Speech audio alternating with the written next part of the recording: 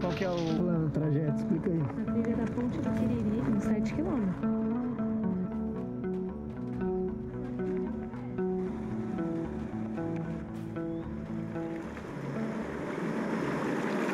A separação entre o corpo e a mente é uma construção moderna. A gente sempre integrou corpo, mente e presença em todas as nossas ações. Imagina um caçador-coletor, quando ele estava prestes a caçar. A caça exigia presença, atenção e o uso da cognição para calcular distância, trajetória e tipo de ação para que a caça fosse bem sucedida, né? Então o movimento ele sempre teve uma conexão muito grande com o aspecto cognitivo e com o estado de presença. Com a evolução, a gente teve a revolução industrial que fez a gente usar menos o corpo e fazer um trabalho mais cognitivo. Logo, as pessoas que trabalhavam de forma mais braçal, elas eram menos importantes na sociedade. E obviamente ninguém quer ser menos importante dentro de uma sociedade, né? E se entendeu então que mexer o corpo era uma coisa optativa e menos importante. Só que essa separação, que é uma ilusão, fez com que a gente colocasse o nosso corpo em maus lençóis, né? Uma vez que eu trabalho principalmente dentro da minha cabeça, prevendo situações, prevendo problemas,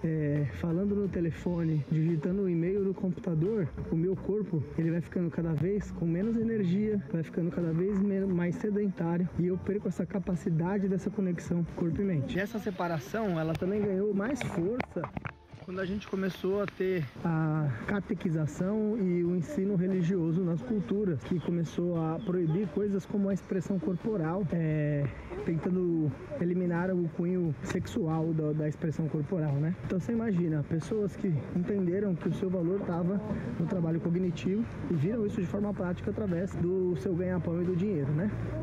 E aí, entendendo que movimentar o corpo, a expressão corporal como pecado, faz com que as pessoas entendam que o corpo é um mal necessário, que o corpo é apenas um vaso, um recipiente para o que realmente importa. Se o corpo é só um vaso, um recipiente para o que importa, a maioria das pessoas acaba não o tratando como deveria. O grande ponto é que nós somos um ser integral, que corpo, mente e espírito, eles estão no mesmo lugar, interagem firme, né? E a gente precisa do corpo para o desenvolvimento cognitivo, do intelecto e do estado de presença, para a gente ter mais saúde física e mental e mais performance com qualidade de vida. Quando a gente pensa na construção da cultura de movimento, do exercício físico, ela surge na Grécia, né? Através do esporte como força política, mas também como a importância do esporte, da saúde, da higiene para a construção de uma pessoa íntegra e completa, né?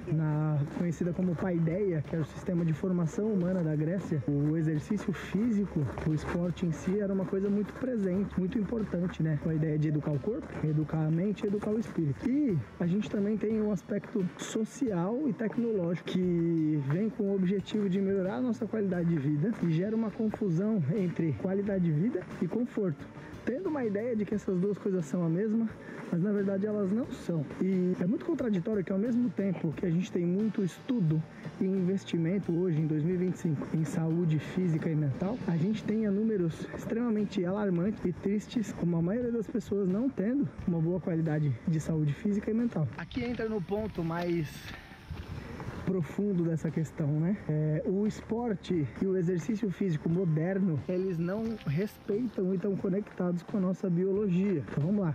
O esporte em si, imagina qualquer esporte, futebol, vôlei, tênis, é uma construção social, não biológica. Você não via nenhum caçador-coletor jogando beach tênis ou fazendo jiu-jitsu, né? Então, a gente usar isso e entender que isso é um fator exclusivo para nossa saúde e qualidade de vida é simplesmente ignorar toda a nossa carga biológica. Ao mesmo tempo que os exercícios físicos tidos como tradicionais, como musculação e coisas do tipo, são exercícios repetitivos e estereotipados que não representam o que a gente faz no dia a dia e também não representam o que nós evoluímos ao longo do tempo para fazer. Então a gente precisa recorrer para a biologia evolutiva e para a antropologia para fazer pergunta simples que ninguém nunca se pergunta ou nunca consegue responder, que é: por que o nosso corpo é do jeito que é? Por que o nosso corpo evoluiu para fazer? E o que a gente não foi feito para fazer? E aí os estudos mais robustos que a gente tem sobre isso é que a gente pode classificar isso em 3 níveis. Imagina um iceberg. E a parte visível do iceberg, que é a parte de cima, é o que a gente tem de atividades que geram condicionamento físico e estética, né? Hipertrofia, condicionamento físico básico e estética. É o que a maioria das pessoas procura e é o que as pessoas acham que é o suficiente para que elas treinem como o ser humano deve treinar, para que elas tenham uma saúde física e mental plena. Aí a gente tem o segundo nível, que a gente pode chamar de padrões básicos de movimento, que é muito usado no treinamento funcional, que são padrões de empurrar, puxar, sentar e levantar, rotacionar o tronco, muito menos preocupado com o músculo, mais preocupado com a função, com o movimento. Porque pensa comigo, se eu fizer um movimento, eu estou trabalhando o músculo. Agora, se eu estiver trabalhando o músculo, não necessariamente eu estou melhorando o movimento. E a nossa vida, ela foi feita para a gente fazer movimento. Tem vários estudos que mostram que a complexidade do nosso cérebro só chegou nesse nível porque a gente precisava prever e pensar nos movimentos que a gente deveria fazer para coletar e para caçar, para a gente conseguir fazer isso. E isso desencadeou questões importantes como a gente ficar em pé, como melhorar a nossa capacidade de comunicação a ponto de chegar na fala e também a complexidade do nosso cérebro. Terceiro nível, que é o que eu venho me aprofundando cada vez mais e entendendo a necessidade de não só melhorar a nossa saúde física, mas melhorar a nossa presença, a nossa satisfação com a vida e propósito e a nossa cognição, que a gente pode chamar de movimentação primitiva natural, que basicamente são 3 pilares que desencadeiam vários outros tipos de movimento, que a gente consegue ver nas crianças que estão se desenvolvendo. E veja bem, eu não estou falando que a gente tem que imitar a criança, nem que a gente tem que imitar animal. Movimentação natural não é isso. Mas a gente tem que entender que alguns estudos mostram que são 3 pilares. O primeiro pilar a gente pode chamar de controle postural e motor. O que é o controle postural e motor? É a nossa capacidade de controlar o nosso corpo em posturas e movimentos diferentes. Quanto maior essa capacidade, menos gasto de energia, mais eficiência de movimento a gente vai ter. Isso inclusive evita lesões, né? O segundo pilar é a capacidade de fazer isso aqui, ó, de locomoção de formas diferentes. Então é se locomover andando, correndo, carregando peso, todo tipo de locomoção que você imaginar, quadrupedia. E o terceiro pilar é a interação com o objeto, é a interação com qualquer tipo de objeto, se pendurar, carregar coisa, manusear, trabalhar malabarismo, tudo que você imaginar. Esses 3 pilares, eles são a base da movimentação humana. Você vê uma criança, por exemplo, a primeira coisa que ela faz é controlar os músculos eretores da coluna, controlar a cabeça, para depois começar os rolamentos. E aí a criança, ela começa a andar, depois ela fica bem em pé, depois ela fica de cócoras e ela começa a correr. A gente até brinca que uma criança deixa de ser criança quando para de correr e começa a andar, né? E o terceiro pilar é a interação com objetos. Percebe uma criança, como ela interage com o ambiente, ela se pendura, ela transforma qualquer coisa em brincadeira. E a gente simplesmente perdeu a capacidade de usar essas habilidades principais, primitivas, e basicamente a gente perdeu a nossa capacidade de ser humano. Por que é importante a gente entender isso? Porque até a nossa procura por saúde na vida moderna, condicionamento e estética, é baseado no que a gente acha que as pessoas vão querer. A gente quer ser condicionado hoje porque é status, não porque é o certo, não porque é humano. A gente quer ter uma boa estética porque a gente quer ser aceito e amado pelos outros, e não porque ela é consequência de um estilo de vida bom. E assim, ter essa preocupação com o social, com a sociedade, ela sempre existiu desde a época dos nossos antepassados, porque isso significava sobrevivência também. Mas hoje, com a globalização, com o excesso de acesso e informação, tornou isso doentio a ponto de eu me preocupar muito mais com a opinião dos outros do que com a minha própria. Então, a ideia do aspecto de movimento dentro do movimento ancestral da nova era é devolver essa hierarquia da movimentação ancestral natural, padrões de movimento, só aí a gente pensar em condicionamento físico. E isso traz vários benefícios. E aí eu vou compartilhar com você agora uma prática simples que você pode praticar no seu dia a dia para você entender esse conceito de como você pode treinar como um ser humano para aflorar a sua humanidade. Vamos nessa? Dentro do conceito do movimento ancestrais da nova era, no aspecto do movimento corporal, a gente tem 3 princípios. Lembra disso que a gente falou já? Primeiro é movimentação natural ancestral, que é basicamente controlar o corpo em ângulos e planos diferentes, locomoção, tipos de deslocamentos diferentes e interação com objetos. Essa é a base da movimentação humana. No segundo degrau, a gente entra com movimentos, padrões básicos de movimentos, que é empurrar, puxar, sentar e levantar. E aí o terceiro pilar, a gente entra com condicionamento físico, a parte que a maioria das pessoas trabalha. Por isso que as pessoas têm um desenvolvimento físico limitado. Por exemplo, a pessoa faz musculação, tem massa muscular, mas não tem mobilidade.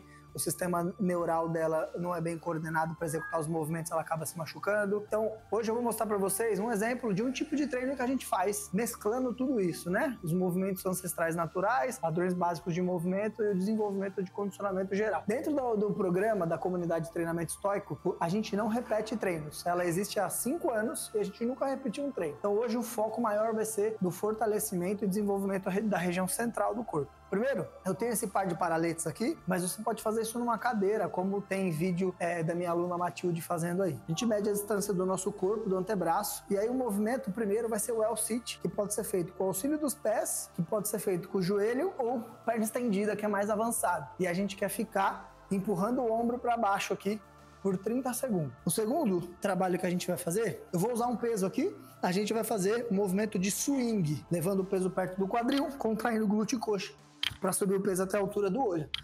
Mas pode ser facilmente substituído por um salto vertical, que a mecânica do movimento do quadril é a mesma, ou por uma elevação de quadril com explosão. Sobe forte e desce controlado. E o terceiro exercício que a gente vai trabalhar é o movimento de rotação com chute lateral e abdominal. Eu saio dos 6 apoios, tiro o joelho, faço uma rotação do quadril estendendo a perna, deito, faço o abdominal e trago a perna de volta. Aqui eu dou a liberdade para os alunos, por exemplo, que tem mais dificuldade ou algum tipo de limitação, achar a melhor maneira que consegue de cumprir essa tarefa de deitar, fazer o abdominal e voltar. E qual que é o conceito aqui? A quadrupedia vai desenvolver a estabilidade da coluna, os músculos em volta da escápula, a saúde do ombro e esse controle do tronco, que é fundamental para a gente executar os movimentos e diminuir o risco de lesão. Agora, vamos para o treino.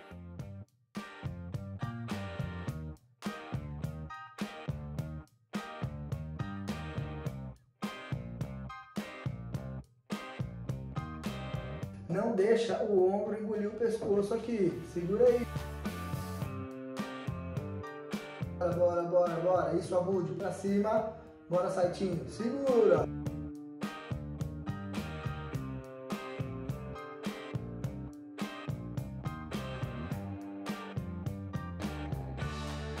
Boa, Matilde. Usa bem o quadril, braço relaxado.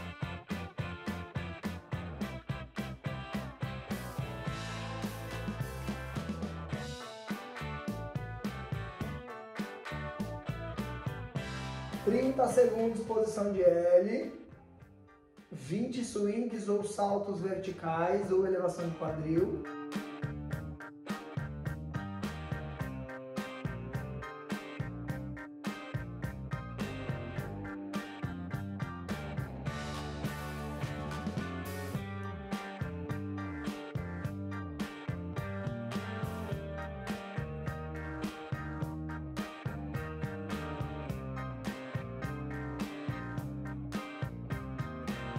Um minuto de corrida e aí você vai fazer 20 chutes laterais para abdominal. Bora!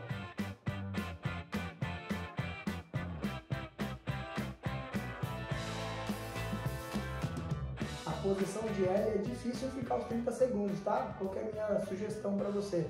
Estou na posição, cansei muito, eu adapto para uma posição mais simples.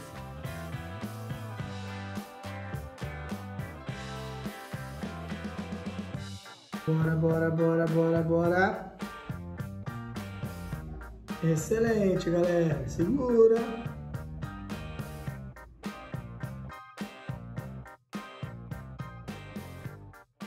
Final de treino. 17 minutos trabalhado, alta intensidade. E esse treino, eu treino em casa há mais de 4 anos. E como você pode ver, deixa eu levantar aqui. Eu tenho bastante massa muscular. Olha minha perna. Tenho bastante massa muscular.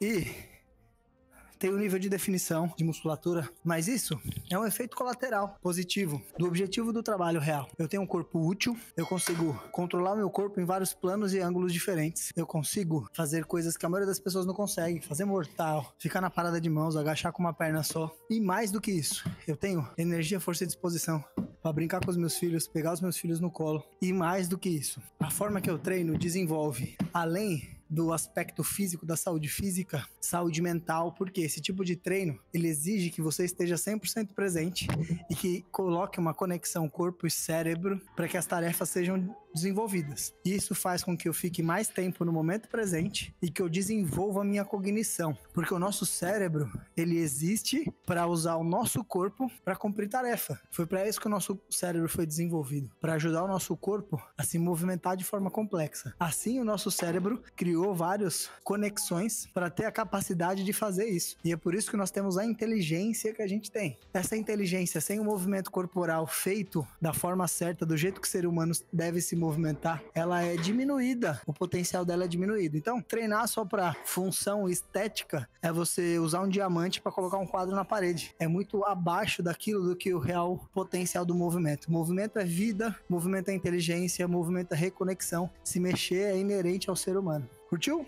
Quero saber o que você achou desse vídeo. E eu aplico todo esse conceito de forma prática na minha comunidade chamada Treinamento Estoico, onde a gente combina o movimento ancestral, natural, padrões básicos de movimento, condicionamento físico junto com a filosofia estoica para te ajudar a ter mais saúde física, mental, alta performance com qualidade de vida. E se você quiser saber mais sobre a comunidade, fazer uma aula experimental, o link tá aqui na descrição. Vai ser uma honra te conhecer e colocar você para treinar com a gente. Fechou? Vejo você no próximo vídeo. A vida é um treino. Tamo junto.